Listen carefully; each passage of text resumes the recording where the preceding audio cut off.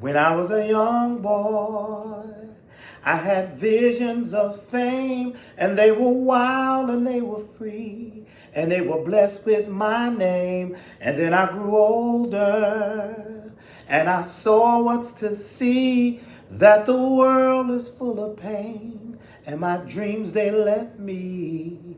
Your dreams ain't easy. You must stick with the plan. To go from boys to men, you must act like a man. And it gets hard, y'all. Just grab what you know. Stand up tall and don't you fall. You will know.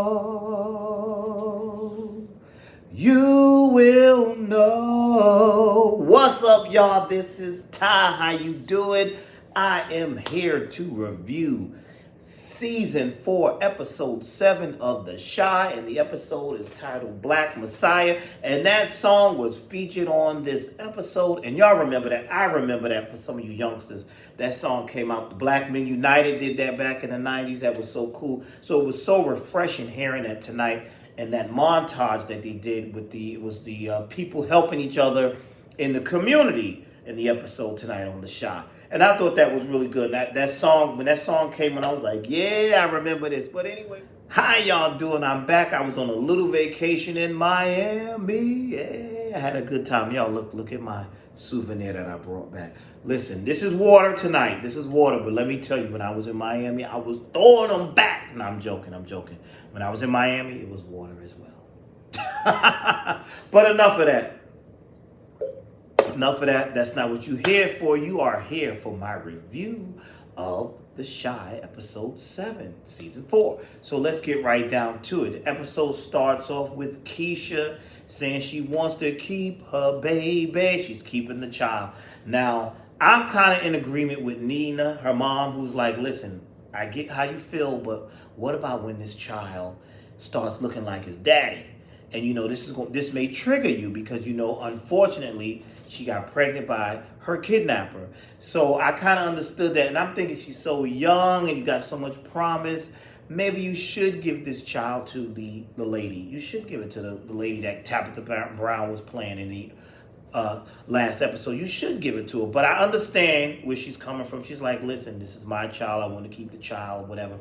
But I was basically thinking maybe she should have, just because of the circumstances. Like, what's going to happen when the boy grows up and he's looking, where's my daddy? What happened to my daddy? And how do you explain to your child your father was a psycho kidnapper who raped me, and that's how you would conceive? How do you, you know what I'm saying? That's a lot to swallow. That's a lot. So I don't know.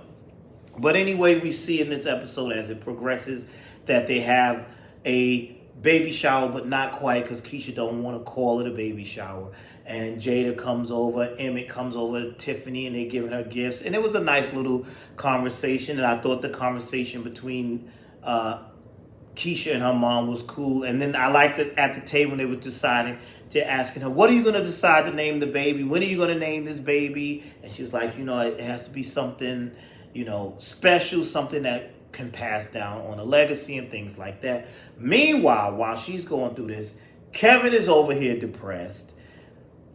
Nina, she's in her feelings because she's feeling guilty because she dipped out on Dre because she thought Dre was cheating. And we see her have a conversation. She thought Dre was cheating with Jada when Dre was really just helping Jada go through her chemo treatments. Now we see Jada here tonight. She's shaved her head. Still a beautiful woman. She shaved her head because of the chemo. The chemo makes your hair fall out and all of that. She shaved her head. She's over at the thing. Her and Nina are having this conversation, and she makes a little joke saying, I'm glad you allowed Dre to help me and, and not think that there was something going on with us. But, Nina don't have no kind of poker face. Everything is written all over her face. And you could just see the guilt and everything. So Jada's like, wait a minute. You really thought we were doing something for real? And then that's when Nina comes clean. It's like, listen, not only that, but I effed up. I cheated on Dre. And Nina's like, listen, You need to tell her. But now the funniest, I mean, not Nina, Jada told Nina, you need to tell her. You need to come clean. But here's the funny thing. The scene between Emmett and Nina was the funniest because they're drinking the little juice, the alcoholic beverage. And he could see it in her face because I said it's written all over her face. You could see it on her face. And he was like telling her, you know, I know that look. I know that look. And she got all defensive. Who you been talking to? Because the guilt is eating her. And he even told her, you need to tell Dre. You really need to tell Dre. You really need to tell Dre. You got to tell her. You got to tell her. That's the only thing. The truth is going to set you free, basically. So that was that situation. Nina does tell Dre, and I felt so bad when Nina did tell Dre, and Dre just broke down. They both was crying. They just broke down. I thought that was so sad. I was like, dang, she told her. It was just like, oh, man. That was just gut-wrenching right there. Also in tonight's episode, like I said, Kevin is depressed.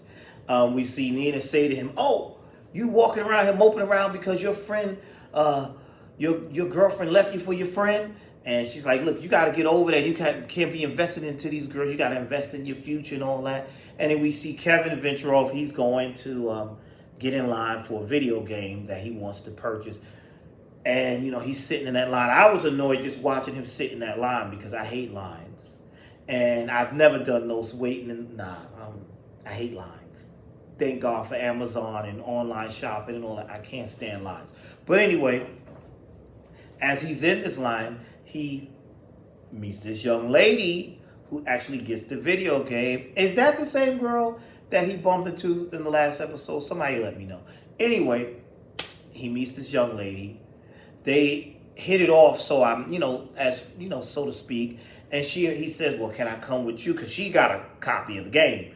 So she's like, yeah, sure, you can come. So they go to this cool little game place, and they're having a good time. And I thought that was good that Kevin is trying to rebuild himself and get over Gemma, who's trifling, and Jake, who's also trifling. And he's trying to, rebuild himself and get himself together and move on or whatever. And they're playing video games, whatever. So he makes his move on the girl, and the girl tells him, listen, I don't see you like that. I don't see you like this. She kind of friend, but we can be friends. She friend zoned him. Because she's like, you ain't really, I don't see you, ain't my type like that. And then we see Kevin go dye in his hair. So he's trying to reinvent himself because he wants to have that it factor or whatever. I feel you, Kevin. I feel bad for Kevin. I feel him. He's trying to find himself. But Kevin, be yourself. They may think you corny, but there's somebody for everybody. You might not be cool, might not have that edge. There's somebody for everybody. That's how I look at that with that. Moving right along, let's move on down to trifling Jake and Gemma. Papa is helping Jake because Jake wants to ask Gemma out to the spring dance or whatever the hell, the Sadie Hawkins dance, whatever the dance is called. I'm just turned off about. I'm a loyal dude, so that you and the friend, and I don't like any of that. I don't like all of that. But Papa, it was cool how Papa was helping him. Papa was showing him, listen, you want to impress this girl, then he said, this is messy, but since you're together with her, you need to find her love languages. And I said, I don't remember. I had a book about the love languages when I was married. Me and my now ex-wife, we were trying to work things out through that whole love language, find each other love language. I ain't married no more, so I guess it didn't work. But how I bring my business into this, I don't know. It was the whole thing about the love languages but back to the characters. Papa's telling him, find out Gemma's love language, blah, blah, blah, yada, yada, yada. And so he does that, and they have this cute little thing. It was cute, but I'm still not feeling them being together. I'm not feeling that at all. So let's move on. Next, we have Emmett and Tiffany. Tiffany has this job she has to do at a sex party, y'all. A sex party. And at first, Emmett said he wasn't going to go with her at the sex party because Dom couldn't make it. So Tiffany said she got to sell the product at this sex party. And so Emmett decides to come with her. Now, that was interesting, this whole sex party thing. That was really interesting. There was a lot of funny scenes in this, watching Emmett walk around and explore and see different things. And then they, the different people interacting with them, the different freaky couples. And I was like, wow, that's kind of interesting. I don't know how I would do in a setting like that, but that was interesting. It was very interesting. And Tiffany ended up asking the people there, like, how do you, the woman who's in a relationship, who's married, how do you handle all of this, juggle all this, and then stay committed to the one you love? So her and Emmett, they're still going to be working their little things out. I see that's basically what's going to happen. Now, y'all know at the top of this review, I was singing, "You Will Know." And as I said, that was the song that was playing when they showed that little group of people that Trig works with that are helping the community. And I love that scene, showing them help the old lady across the street, doing all those things. And Trig seems to be doing pretty well, because then you see him in this same group. You see that he had Duda speak with Nuck and was like, listen, that whole house, this trap house, no more. Your trap house business, your trap house days are gone. The holes, this is done. It's done. You killed that poor girl, you're going to pay for that too. So now they have this house. The women in the house are reluctant in the beginning, because they're like, listen, where are we going to go? We going to go into a shelter, whatever. This is what we know.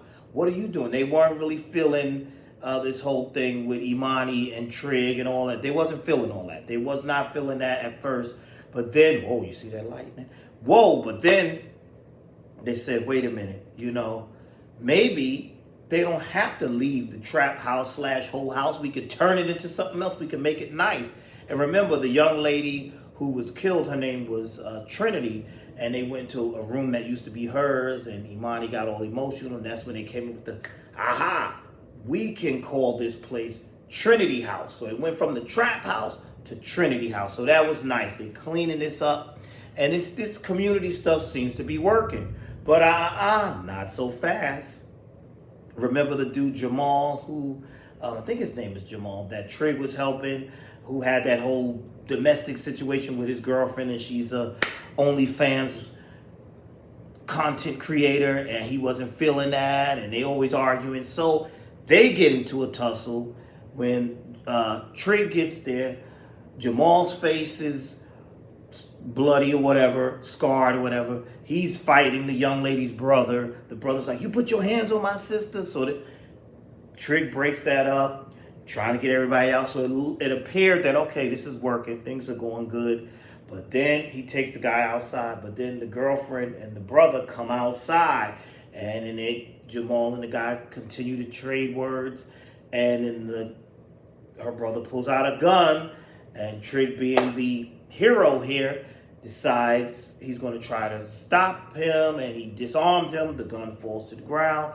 Jamal picks it up, boom, ends up shooting and what it looks like killing his girlfriend's brother. And so now this is on Trig's mind now, like, listen, this whole us fleeing the police and saving the community, can we do this? He's telling Duda, look, is all of this worth this? I don't know. He was just really bothered with all of that. And so it was a really good episode tonight. I really enjoyed this episode, but I'm still saying Trig is going to be in some trouble with Nook. Nook ain't just going to walk. I don't think Nook is just walking away this easy. And where's Jason Weaver's character? I think that both of those guys are going to come back. Something else is going to happen. I don't think they're just going to let you clean the whole house and stop their business that quickly and that easily. I think there's going to be more to that. Also, I want to know how Dre and Nina are going to work this thing out, because Dre looked really, really extremely hurt by that. And I was like, wow, that's crazy. And before we end, we see that Keisha had a little episode, little dream about what happened to her. And you see her getting up and whatever, and then she flashbacks and they show Ronnie's face, and we learned that she has named the baby Ronnie, which is perfect because Ronnie's the one who saved her from that situation when she was kidnapped. So that's passing on the legacy of Ronnie with his name and the connection. I like that connection. Great connection. So that's it. That's all I have for now. Thank you for watching and sticking with me. Please like, comment, and subscribe. And tell me if I missed something. Leave it down below, your thoughts on it. And I will see you all in the next video. You all be blessed.